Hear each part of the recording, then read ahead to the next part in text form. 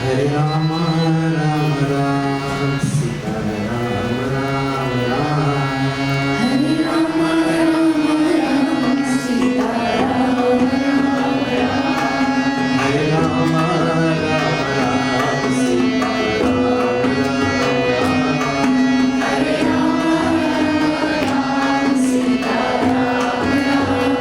Rama. Hare Rama, Rama Rama, Sita Rama, Rama Rama.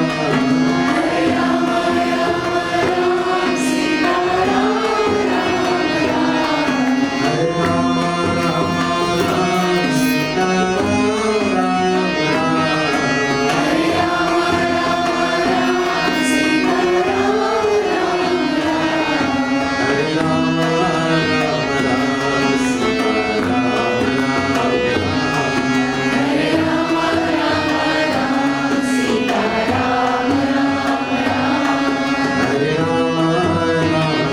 Rama Sita Rama.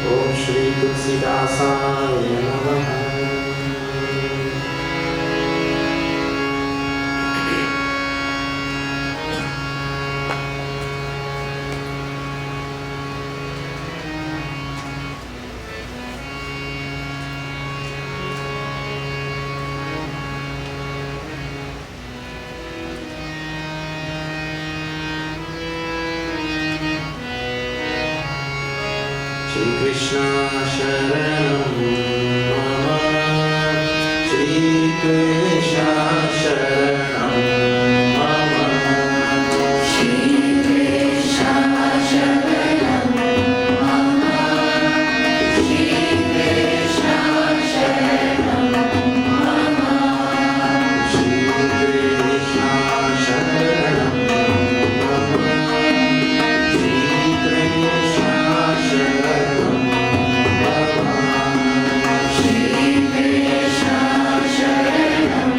Mama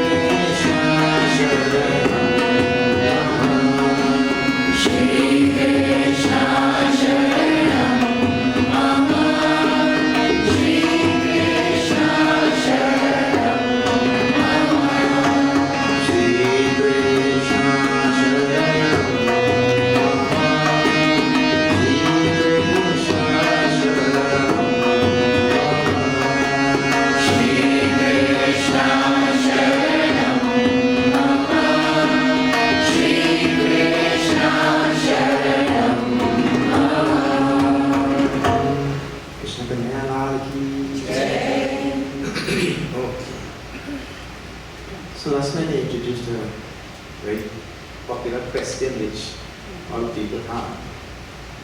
And there's a lot of confusion about it also.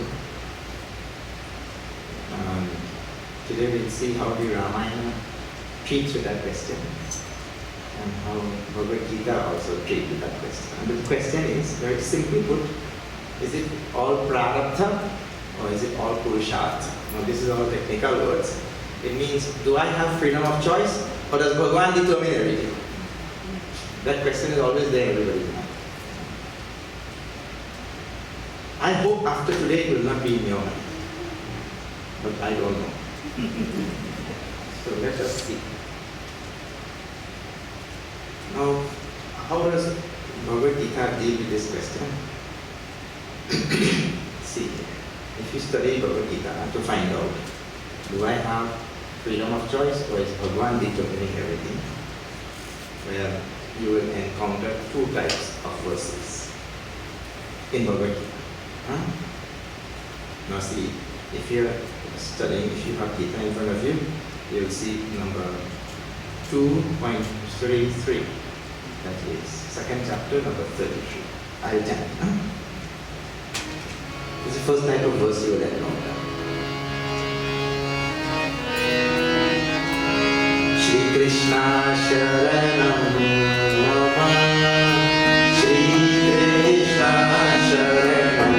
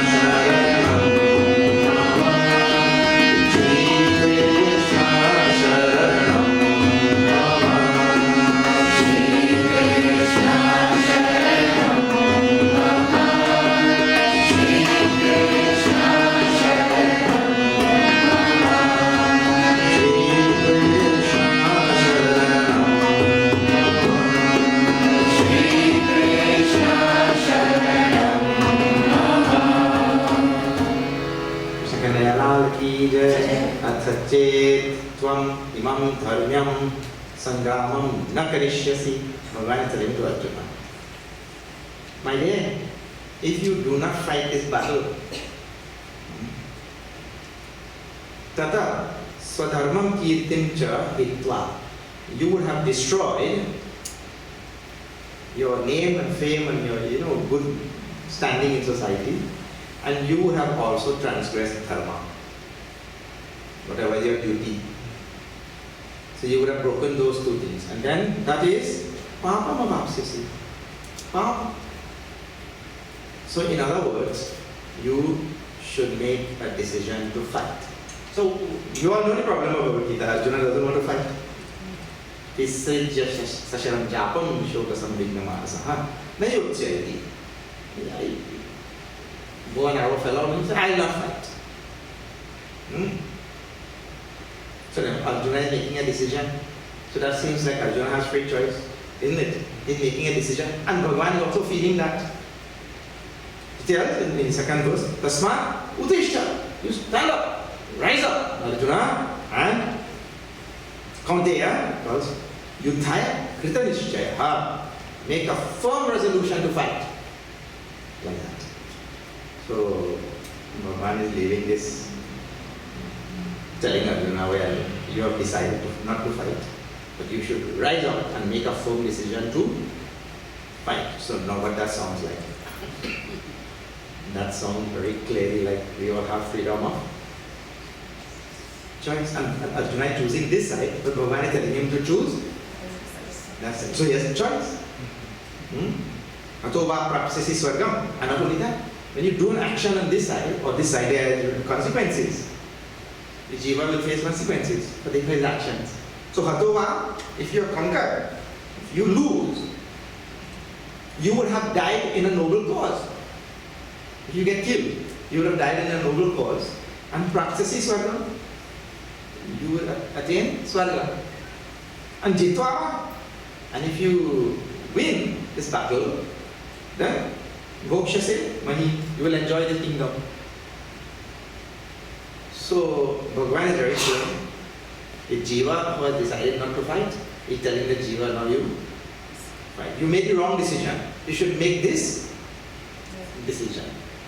And if you make this wrong, this decision which I am telling you, you leave this wrong decision, you make this decision which I am telling you, two outcomes can be there. You can win or lose.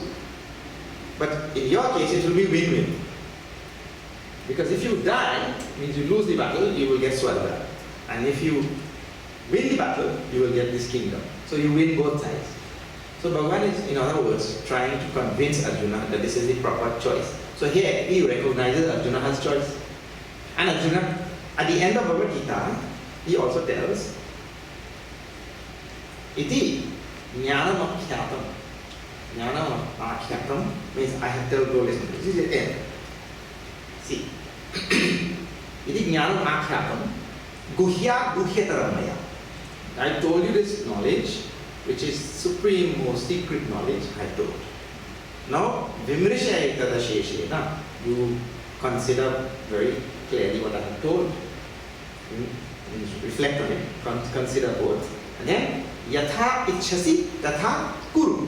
As is your wish, you do. So now what all that sounds like? The ball is in Arjuna's court, isn't it? So you will find throughout Bhagavad Gita this type of verse.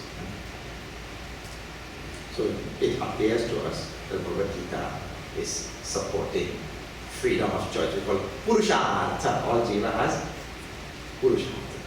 But don't go too fast. So, now, if you go to 18, number 59. 18, number 59.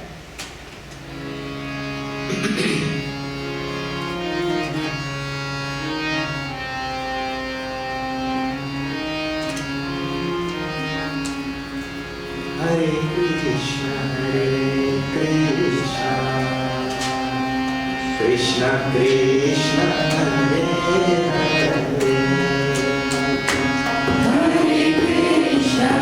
Hare Krishna, Krishna Krishna, Hare Hare, Hare Krishna, Krishna Krishna, Hare Hare.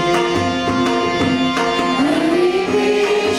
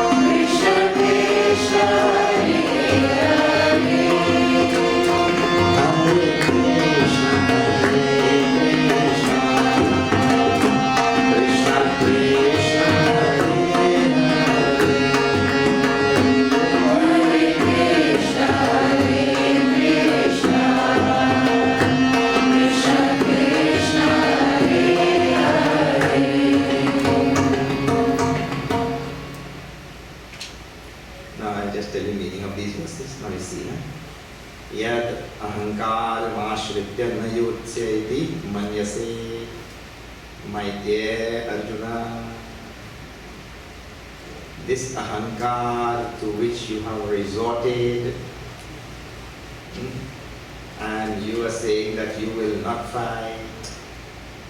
Bhagavan telling to Arjuna, you have resorted to ahankar, and by that ahankar you are saying, I will not fight. Mithya esha vyavasayaste prakritistvam niyokshyati. That is all delusion in your mind. Prakriti will make you fight. Prakriti will make you fight. Now what it sounds like now? So that sounds like something else now, isn't it? You're taking recourse to this ahankar and you're telling I will not fight. Wow. But that is all illusory decision you have made. And continue 3 verses. Swabhavate kamteya nibaddhasena karmana. Nature, swabhav, will make you do your duty. Swabhav, nature and all will make you do your duty. Kartum naichasi yan mohat.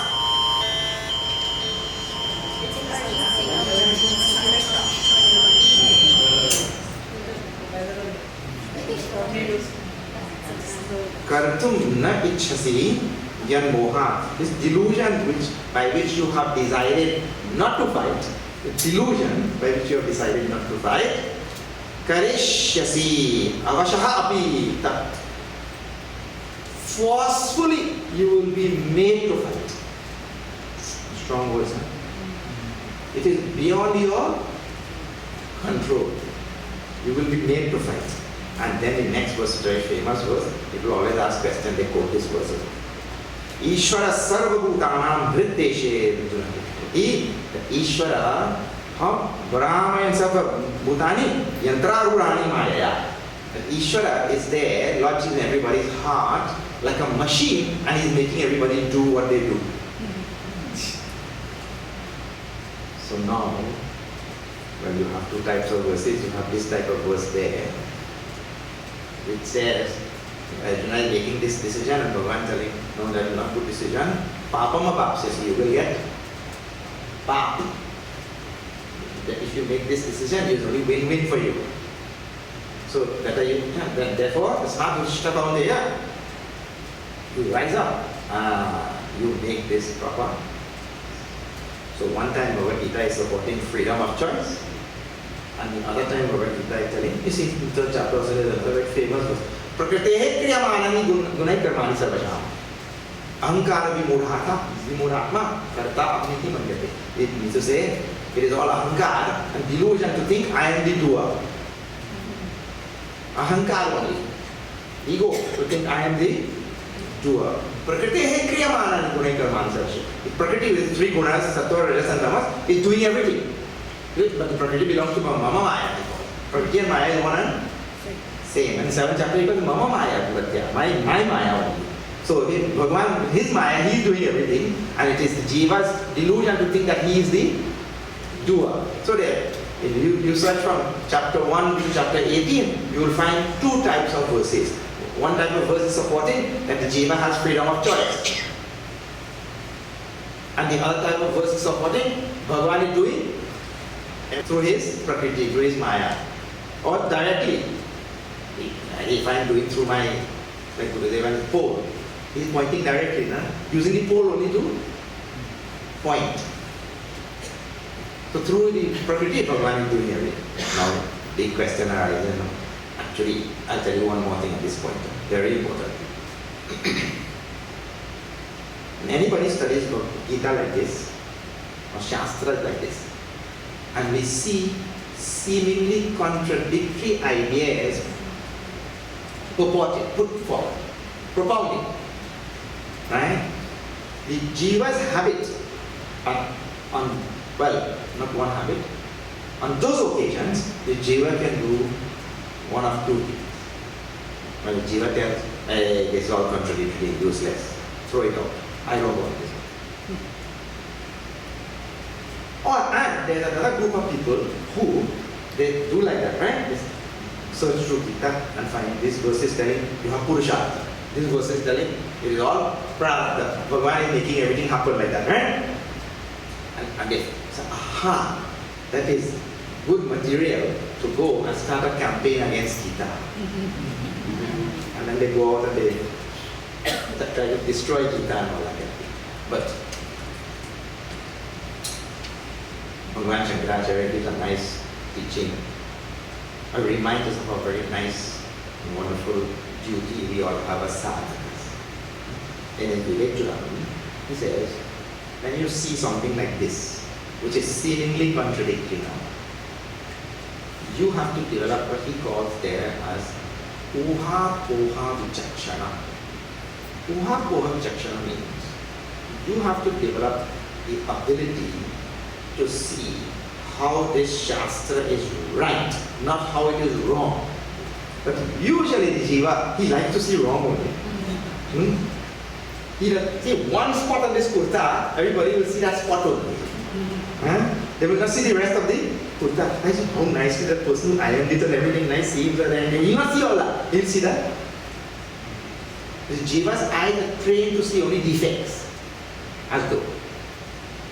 So now, Bhagavan Shankaracharya says, we have to develop the ability.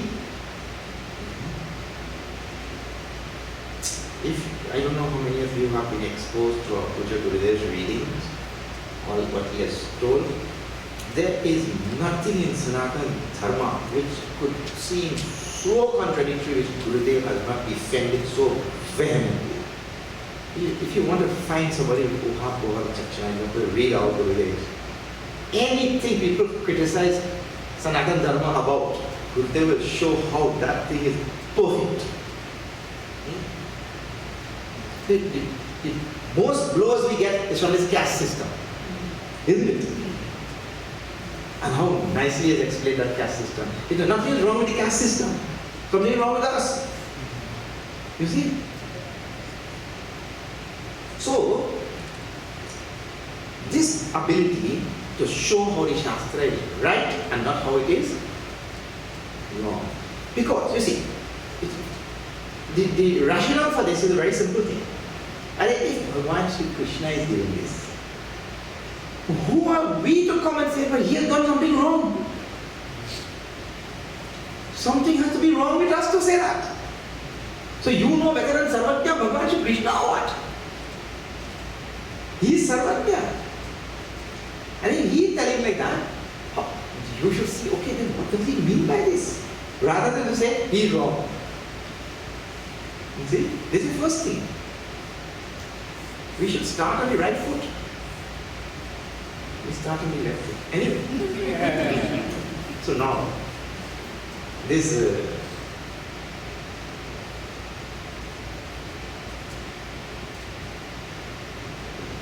Gita has these two types of verses.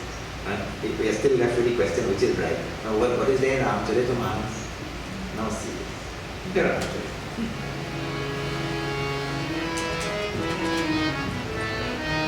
Shri Ram Jai Ram Jai Jai Ram Sadhguru Shri Ram Jai Ram Jai Jai Ram Shri Ram Jai Ram Jai Jai Ram Shri Ram Jai Ram Jai Jai Ram Karna Pradhan Visaraya Jai Ram Jai Ram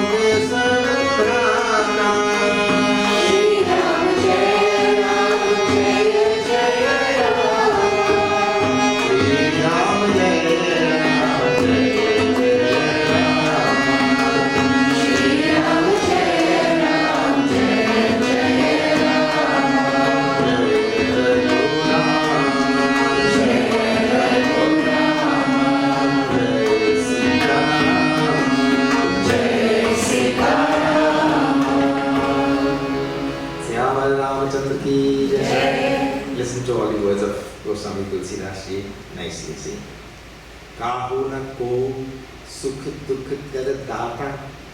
Nobody is the cause for your joy or your sorrow. Nijakrit karma bhog sarvbhrata.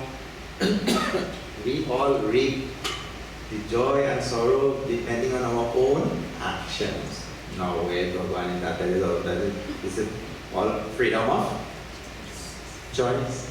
Nobody causes our joy or sorrow. We cause our own joy and sorrow by our own actions. Karma pradhan visvakari rakha, jo jasa karei so tasa halu chakha.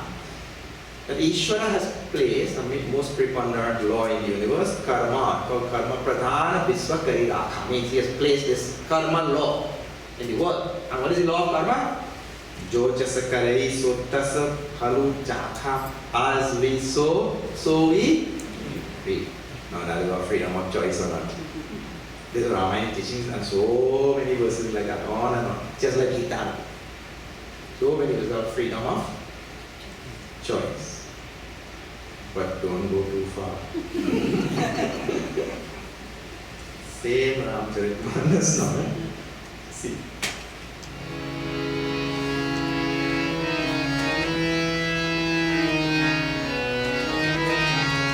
Shri Ram Jai Ram, Jai Jai Ram, Shri Ram Jai Ram, Jai Jai Ram, Shri Ram Jai Ram, Jai Jai Ram, Shri Ram Jai Ram, Jai Jai Ram.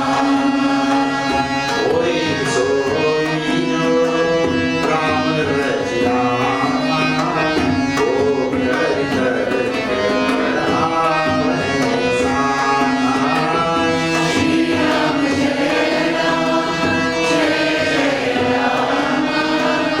Shri Ram Jai Ram, Jai Jai Ram. Ram teen chaar Hari soi ko kare अन्यथा हस न कोई. Shri Ram Jai Ram, Jai Jai Ram, Shri Ram Jai Ram, Jai Jai Ram. उमाकार बुझो शिव की नाई, सब दीन चावत राम गोसाई. Shri Ram Jai Ram, Jai Jai Ram, Shri Ram Jai Ram, Jai Jai Ram. Bolo Ram Ram Ram, Sita Ram Ram Ram. Bolo Ram Ram Ram, Sita Ram Ram Ram. Radha Ram Ram Ram, Sita Ram Ram Ram. Raja Ram Ram Ram, Sita Ram Ram Ram. Hare Ram Ram Ram, Sita Ram Ram Ram. Hare Ram Ram Ram, Sita Ram Ram Ram. Jai Ramchandra Ki Jai. So there you find also now in one type of verses it tells very clearly that there is a law of karma. So you sow, so shall you. The ball is in my court. Then now there is other type of verses just like Bhagavad Gita. What is that? Uma daru joshit ki nai, sabai na chavat Ram ko sai. Bhagavan Shiva is telling to Parvati ji, my dear Parvati ji, you know, Bhagavan makes all of us dance like puppets. He is the puppeteer and we are the puppets. Now what this sounds like now? This sounds like we have absolutely no freedom of choice. Hoi hi soi jo Ram rachi rakha. That only will happen which is determined by Bhagavan and not which is determined by us. What is the use of going on weaving all argumentation? Only what a Rama has determined, that will happen.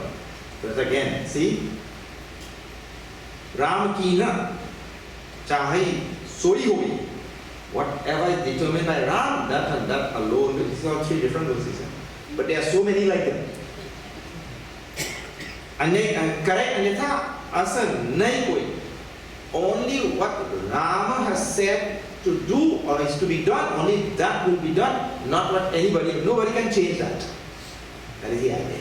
So now all these type of verses, they are telling very clearly that everything is determined by Bhagavan Ram. So then we have one type of verse telling, I have freedom of choice. And as I sow, so I reap. And they seem contradictory. Because if Rama is determining anything, everything, he is determining everything, and I take this thing and I beat you, then I can simply say, well, Rama did it. Because he is determining everything, isn't it? You see? And it was not my free choice, you know. It's not your free, no, Rama intends. Only that happened which was determined by Rama. So now they seem contradictory, but you please remember, in this Ramcharitmanas and in this Bhagavad Gita, these things are not contradictory. And that is why I keep telling you, you have to talk, you have to start thinking like a Sanatani, like a Hindu. A Hindu thinks in one way, and a Westerner thinks in a different way. But to each his own.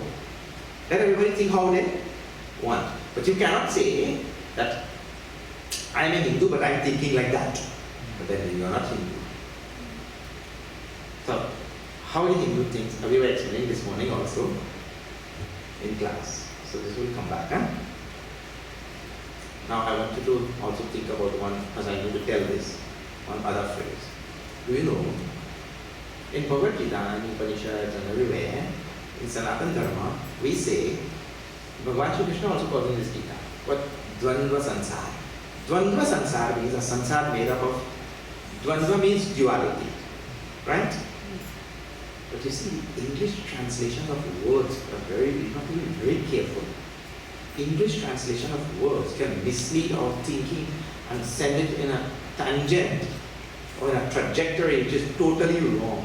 You know what we have translated that over years, over, pairs of opposites. Have you seen that? Yeah. We have translated as pairs of opposites. Really, in the Rishi tradition, the translation is skewed. Translation is actually off. Like so many other things. Brahma, Vishnu, Mahesh. Creator, sustainer, destroyer. You all say? They will be saying, all wrong translations. So bad. Swarga, Narak, hell and heaven. They are not saved. But we use this English translations. So here we say pairs of opposites. But really, the better terminology to use to really start thinking like a Sanatani, they are the complementary pairs. Complementary pair means what? One without the other cannot function. Correct or not? One without the other makes no sense. One without the other cannot function, exist, nothing. You cannot have a positive charge unless there is a negative charge. Correct or not? It will be positive in regard to what? If you don't have negative charge. So what happened? I'll tell you how all this came. Just briefly. There was a man whose name was Max Muller. Have you heard that name? Max Muller was a German. Remember his mother tongue is?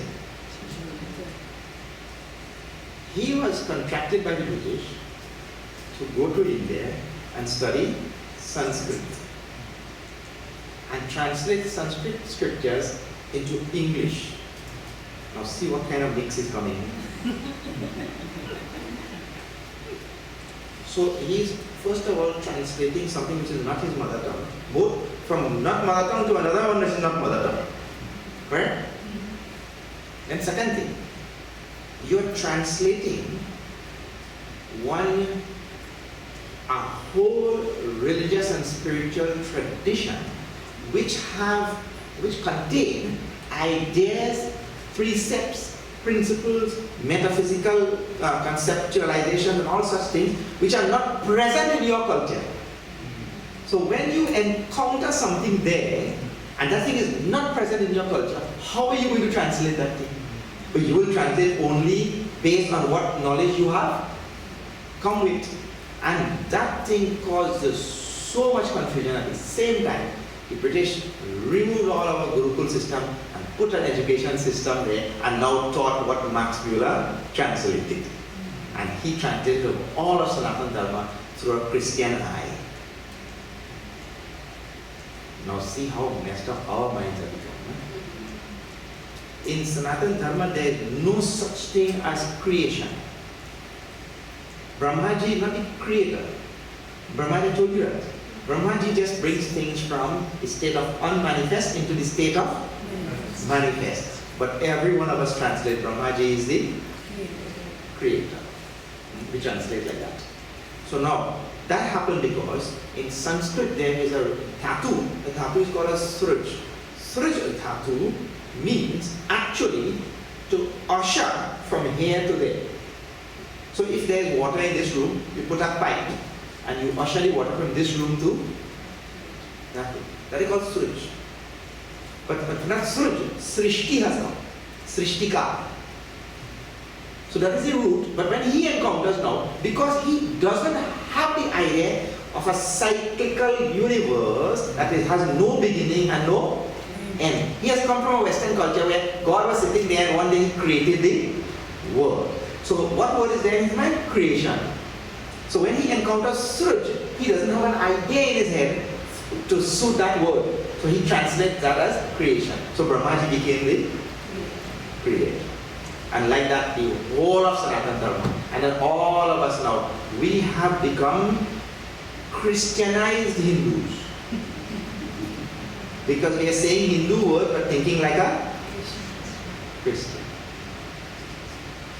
So now this is one more word now, but Dvandva.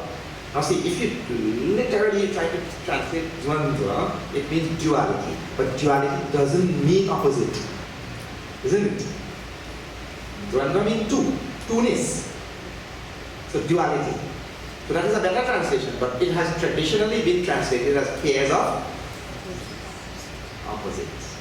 That language has taken us all over, and when we start doing that, then you're actually conforming to heaven is opposite to hell, and the two never meet. This is there and that is there. That is Western thinking or not? And 1,000 times you would have heard people they say, heaven and hell is right here. Have you heard? Yeah. Because if you're suffering here, you're in hell. And if you're enjoying, you're in heaven. And one man was sitting by the bus stop like this and he said, there's no such thing as heaven. And no such thing as heaven. And the other man who was sitting is getting annoyed because this fellow kept on repeating the same mantra. There's no such thing as heaven. That man said, okay, then go to hell. There's no such thing as heaven. But anyway, this is the Western thinking that all we have is heaven and hell, and they are opposites. They don't meet. But that is not Hindu thinking. It is different. No, so we have complementary. I just give you a simple example how our Swarga and Narakama do not conform to that. See here. We say that when we do Punya Karma, lot of Punya Karma, lot, we get Indrapada. Indrapada means you go to, you become that Indra, you go to the Swarga or whatever, right? And when we do a lot of Pap, we go to Narak. And of course we don't have one Narak, there's only one Narak there. We have variety of Narak, you have buffet style choice. Variety of Narak is different types. Oh, okay. And this side also, many in the low caste. So anyways, now you just go through, do a little bit of study of the Puranas and all like that, and you'll see. If after all that Punya Karma, I go to Swarga, for what? Oh, Sukha, isn't it? You think about how many times you have seen in the Puranas, Indra has been beaten out, all the devas have come, vagrants and vagabonds roaming here, they have no home, isn't it? Indra got so many sharks, so many things happen. So if you are telling it's all sukh, bhog, what about all of these things now? So when we say that you go to Swarga, then there are certain types of enjoyments and all of that thing, but that does not mean to say that there is no sorrow. And that therefore they have to go begging Bhagwan, begging. Ravan had all the devatas standing like this, in prison. They are waiting for command from Ravan. Ravan also did not even give them the dignity of speaking to them. He used to give some sign.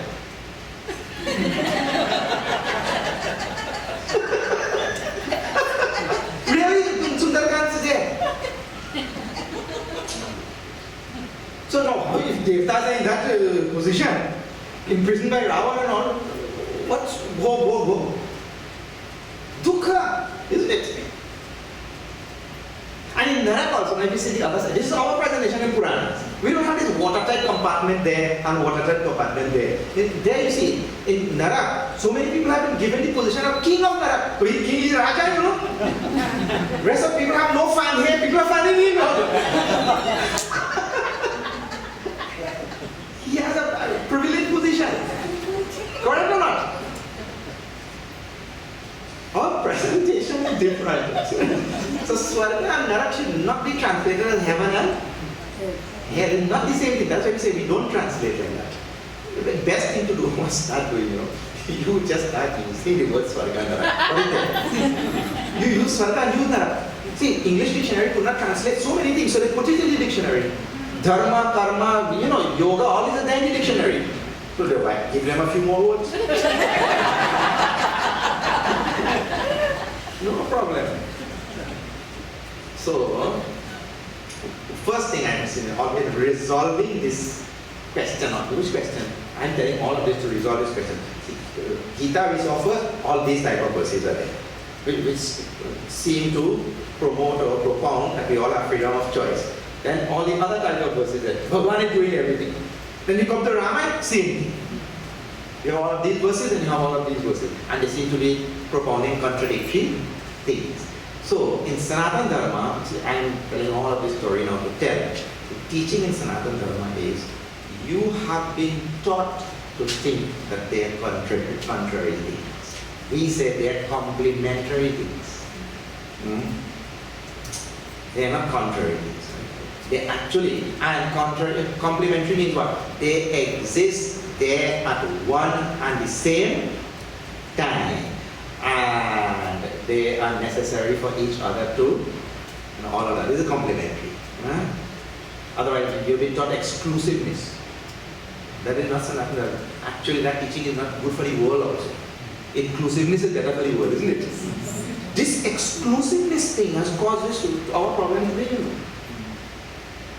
You see, I tell you, for decades and decades and decades, people in this part of the world think, if we go to the Amazon and we cut down forests and we mine and we do this and I'm living here, that is there, that will not affect me, I'm here. So we are not connected. For decades we thought like that, but that's wrong thinking. If inclusive means everything is connected actually. Everything is included in a one. Exclusive means not connected. But we know now that that is not true. You go and you cut down the forest, then it will not affect you. That is not true. So it is this exclusive thinking which has brought the world to its knees now, with all of this global warming and all. And this is irreversible. We are talking, only this is all big talk only. We are talking about finding, alternative sources of energy, renewable sources and all that kind of thing, and we move to other things, trying to mine minerals now to make solar panels, and then we go and we demolish whole islands and make them into parking lots, trying to find minerals. So it is no better.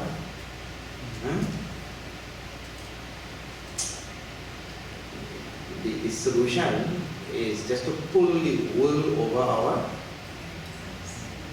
because big money is involved, big power, big this, big that. You're all pulling wool over the eyes, that nothing is going to be solved. You know what the solution is? A very simple thing. And then but nobody is going to use that solution. Nobody's going to do it. The simple solution is that we all have to cut down our consumption. There's nothing else. There is nothing else. Don't be fooled by all of this. They're not going to find everything, every step the human being makes in that direction is just increasing the dangers more and more.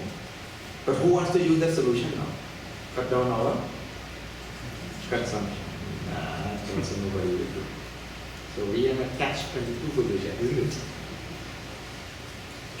So now, the teaching in Sanatana Dharma is not this exclusive kind of thinking which we have been all taught. The pairs, they exist right there at one and the same time, and that is what I put this bottle here. So now, this bottle is tall or short. I'm telling in morning class, this bottle, well, sometimes tall, sometimes short. Just like Gita, sometimes you have freedom of choice, sometimes you don't have freedom of choice. That will come back just now. If I take a little bottle like this with eye drops and I put it here, then this bottle is tall. If I bring a big bottle that you drink water from, it will flip upside down in your little water cooler, and I put it here, this bottle is short. So this bottle is tall and short at one and the same time. And that is the nature of the samsara. Everything in the samsara is structured like that. Please understand, everything in Prakriti is like that. A thing is good and bad at the same time. You may not be able to see that, or you may not have thought about it. This satsang is good or not? It is good, but we are pumping a lot of carbon monoxide into the atmosphere by using this microphone and this light and this AC and drive your cars to come here. Isn't it? So for this good thing to happen, something bad also has to. This is Prakriti. At one and the same time. You see, you have to do some thinking like this in your spare time and try to understand Prakriti really as it is, and you will come to understand that things which seem contradictory, and you have been taught that they are contradictory things, they cannot exist at one and the same time, one and the same place. It is not true. They can. Like the simple example I give, this is the best example because I tried it out. What is that? Can you go north and south at one and the same time? Yes. You go to India and you buy a ticket on a train to go from Mumbai to Delhi, and while the train is going to Delhi at 100 kilometers per hour, you walk towards the back of the train. So now, are you going north or are you going south?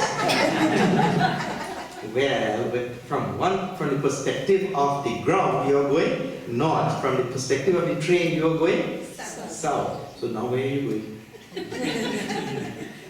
North and the south at one and the same time. You see, even though something sounds so contradictory that you cannot go both north and south at the same time, you can. Like I told you, this bottle is tall and short at one and the same time. So in other words, you have to really open up your mind and think like a Sanatani. This is Sanatana Dharma, and this is how Prakriti is explained in the scriptures. That our education system has taught us to think differently. To let the mind become free from that type of thinking. And therefore, you see, look here. Bhagwan comes, he tells. He takes avatar to come and bless the rishis and to bless the to protect the cows and to protect Mother Earth and all that. In Balkan, the purpose of the avatar is given, right? And again, Bhagavan Krishna tells when there is a decline of dharma and a rise of adharma, I thought to save dharma, like that. Paritranaya sadhunam, to protect sadhus, vinashaya cha dushkritam. So now see, while Bhagwan is blessing sadhus and all that sort of thing, at the same time, Bhagwan comes to save Jai, Vijay, who is the form of Ravana and Kumbhakarna, isn't it? So we think Bhagwan is only saving all saints and sages, Bhagwan is saving all Rakshasas also. Because, and many times in our life we say, man, I don't know, these people don't work, they don't do anything, still the government gives them money.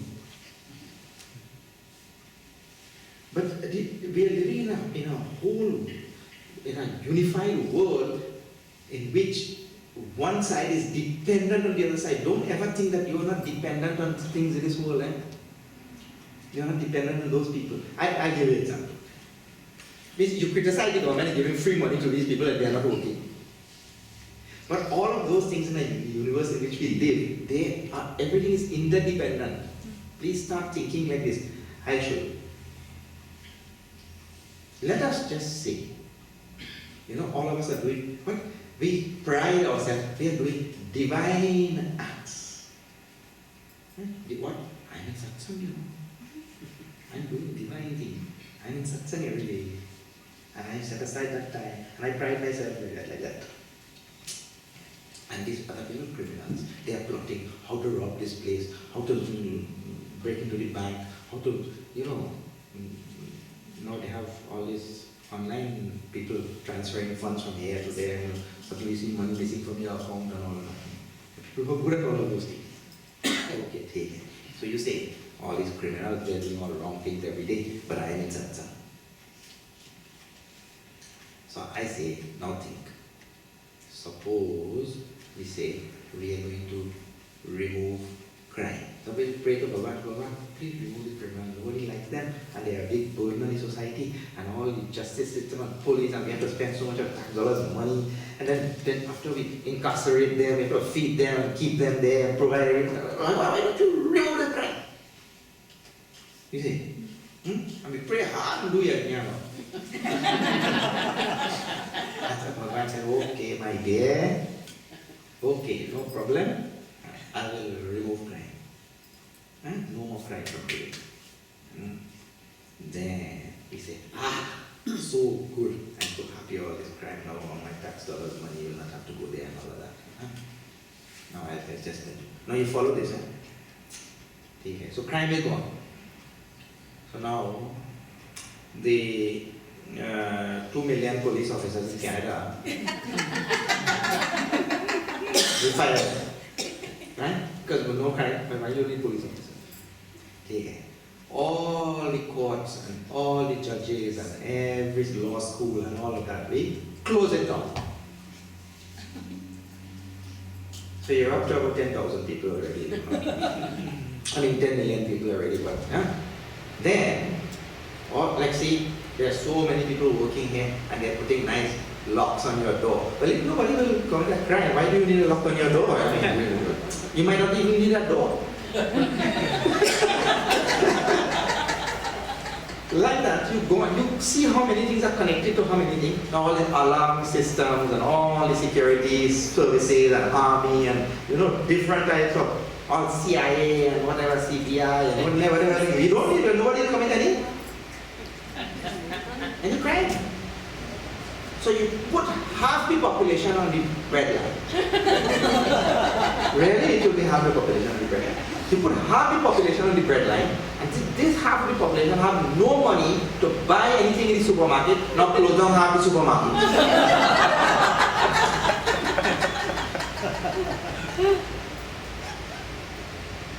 So you close down half the supermarket, then the people who are working in the supermarket, all the supermarkets, you put the suppliers and truck drivers, and now you fire them. Then what? The whole society will be, nobody will be saved. Everybody will be gone. The whole country is destroyed. Actually, based on this, when you go tonight before your bed and you pray, Lord, thank you for the criminals.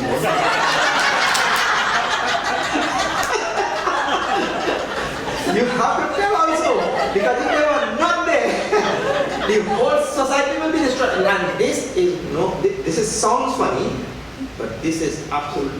This argument is foolproof. Nobody can argue otherwise. Because we are saying in Sanatana Dharma, the Prakriti is made up of complementary pairs. And you take away one side of that complementary pair, the other side goes away. It does not exist. Now see how we see this thing.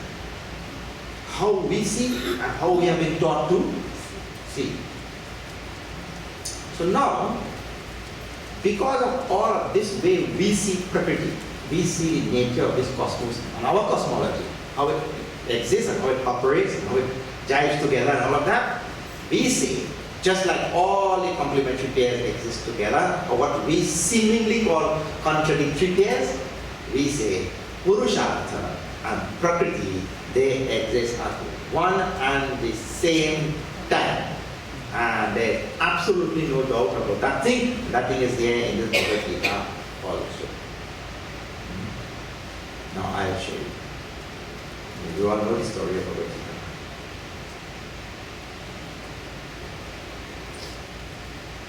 I'll chant that verse for you also. Because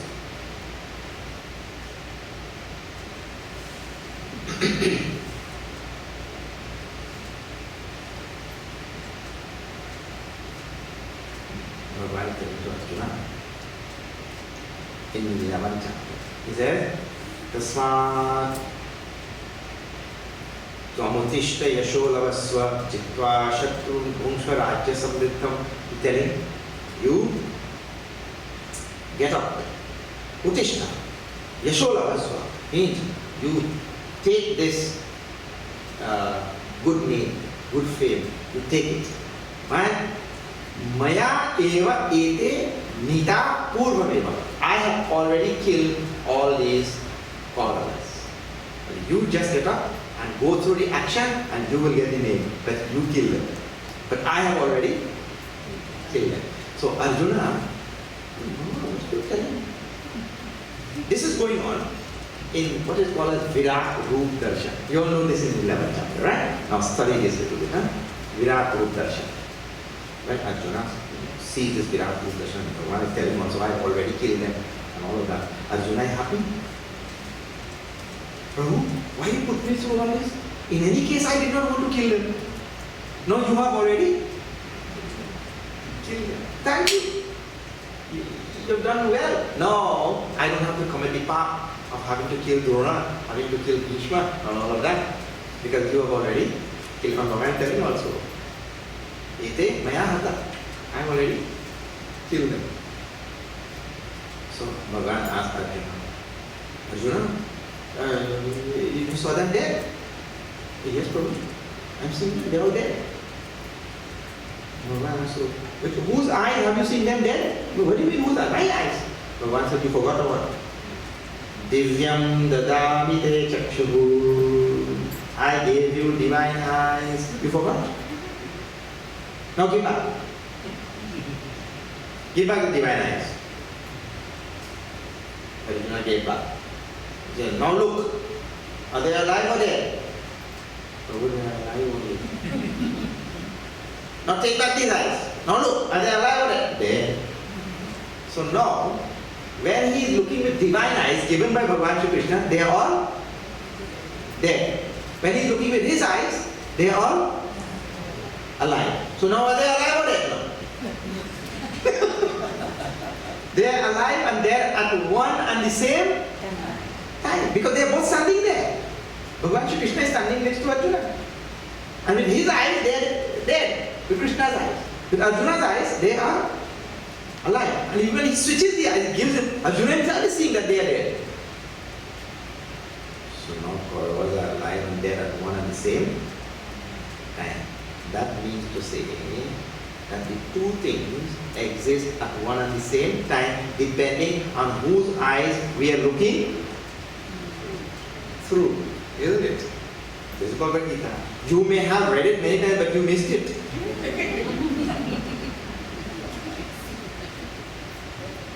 So,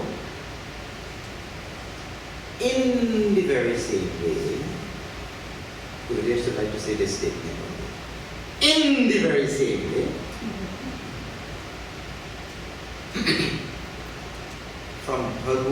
perspective, from Bhagwan's eyes, we have no freedom of choice.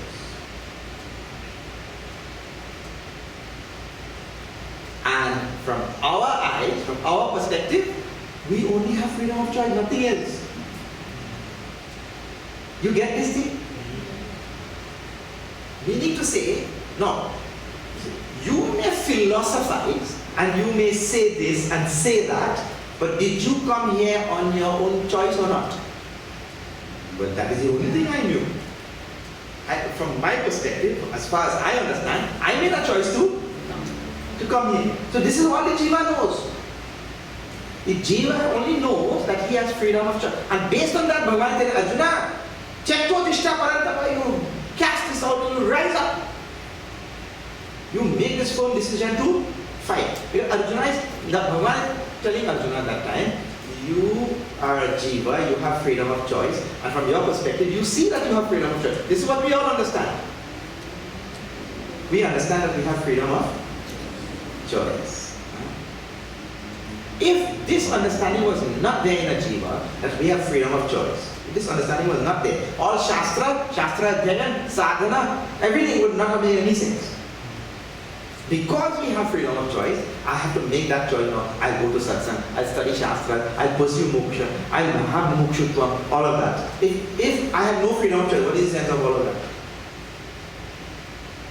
No sense. I just say, but Bhagavan is doing everything, I just wait. He will make me do sadhana when he is ready. Isn't it? You know why the Shastra is telling you, Utishtha, Jagrata, Prapya Varani Bhutata. Why? Wake up, stand up, wake up, pursue this goal. Only because the scripture knows. From a Jiva standpoint, we have freedom of choice. And from Bhagavan. Now see, you are an engineer and you're sitting at this desk. And that other person there is a lawyer, he's sitting at that desk. Both working for the same company. And you can only act according to what you know. You cannot go there and start legalizing. You have to stay and stick to your engineering. And he also cannot come and tell, you know, this table needs one more leg.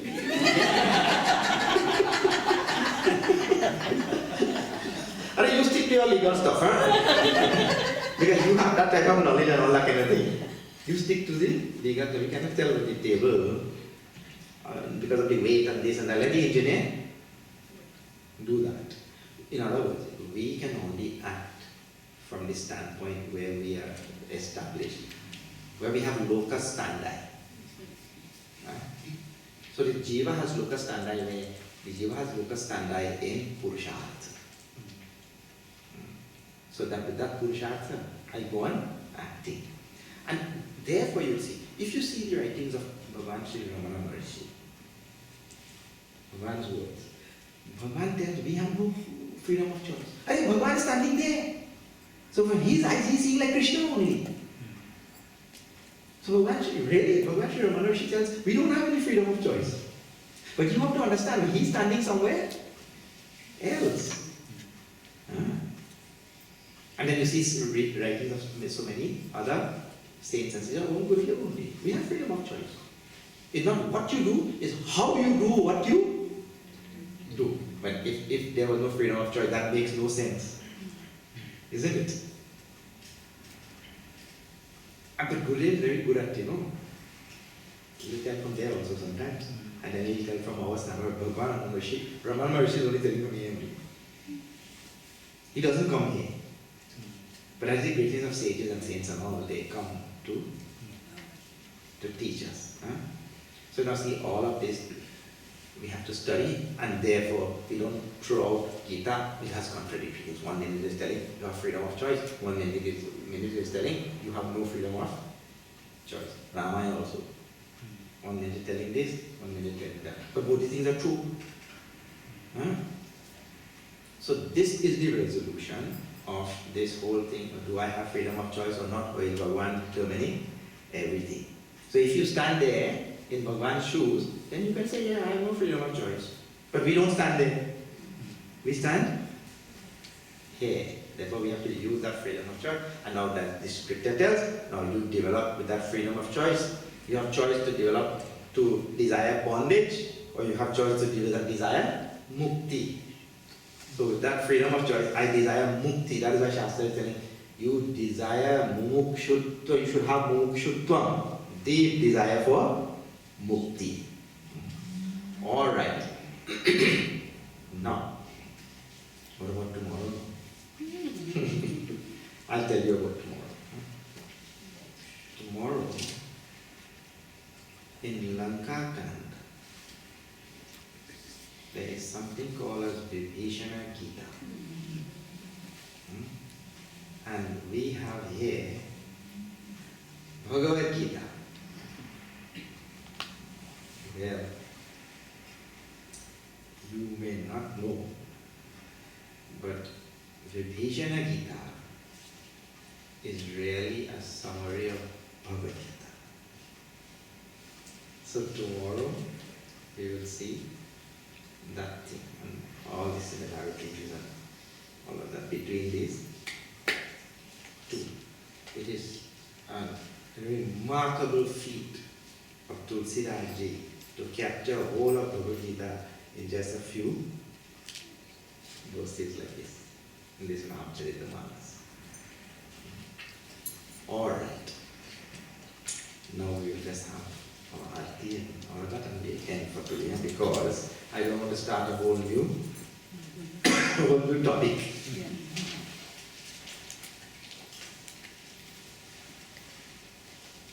Before we have arti, let me just sing one together.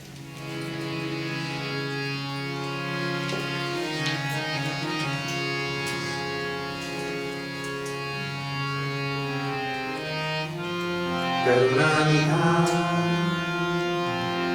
Prabhu Shri Ram